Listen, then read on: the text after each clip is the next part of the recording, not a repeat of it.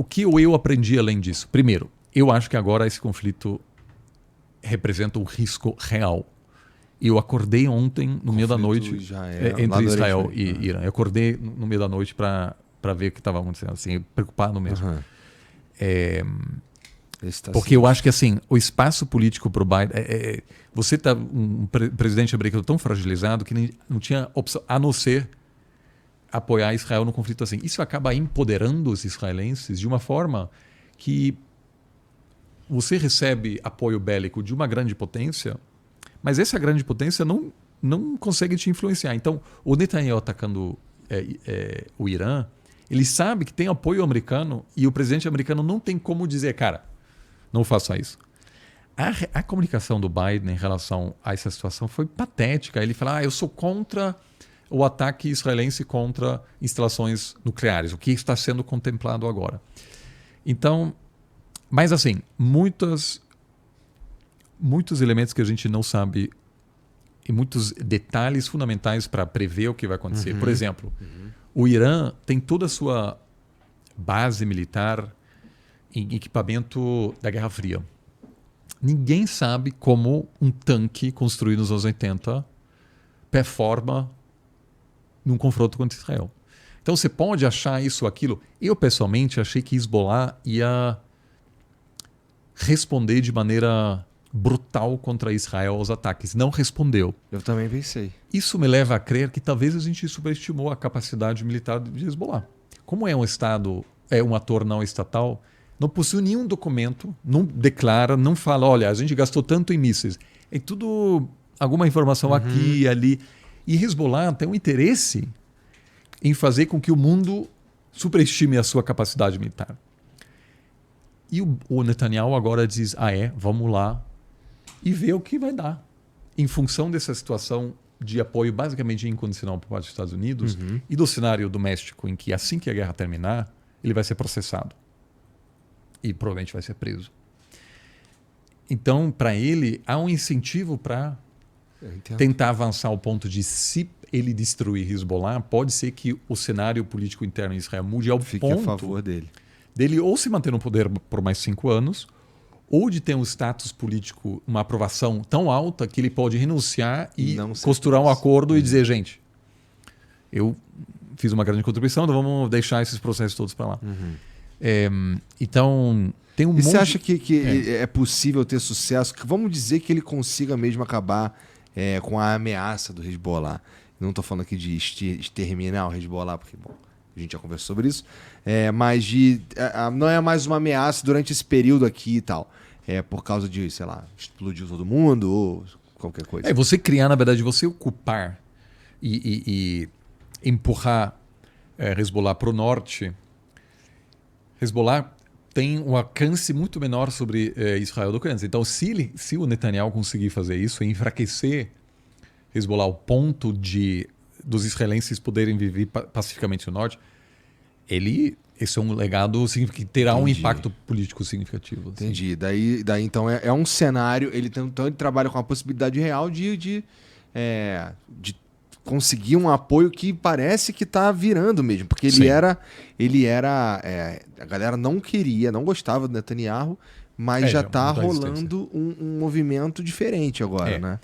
Isso é outro fator. A guerra, a gente não consegue com muita confiança prever desdobramentos nos campos de batalha, mas um outro fator que é muito difícil prever é como a população reage a essa situação em campos de batalha. O caso de Zelensky na Ucrânia é o grande exemplo. Um país que acaba sendo invadido, ou o governo perde poder rapidamente e cai, ou se consolida e chega em taxas de aprovação de, 90%, porque existe aí um processo de um nacionalismo muito grande e tal, e aí naquele momento a gente apoia um líder, mesmo que esse líder seja meio ruim. O Zelensky não era um líder popular antes, não era um bom presidente da Ucrânia, mas com a invasão se tornou o líder da resistência contra a agressão russa, né? Que é uma ameaça à existência da Ucrânia. Então, houve muita resistência, para te dizer a verdade.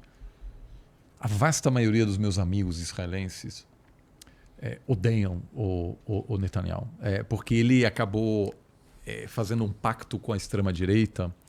E eu acho que ele nem é de extrema-direita. Ele acabou fazendo qualquer coisa para se manter no poder e acabou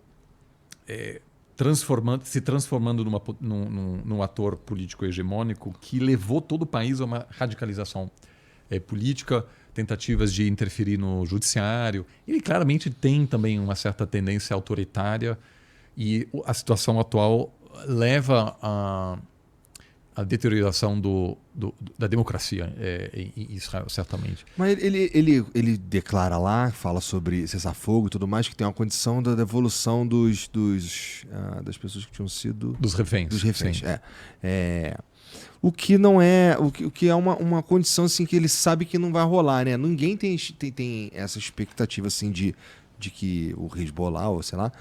o Hamas, nesse caso, devolva... os reféns, assim. Claro, porque atualmente, infelizmente, praticamente não há mediadores que possam juntar os dois lados, em parte porque o Hamas, apesar da situação terrível humanitária em Gaza e das derrotas militares ao longo dos últimos 11 meses, também não está disposta a dizer, gente, aqui é o nosso plano, a gente vai reconhecer o direito de Israel de existir, a gente devolver os reféns, ou seja, não há atualmente um espaço para uma negociação crível para encerrar o conflito. Isso é realmente ruim, porque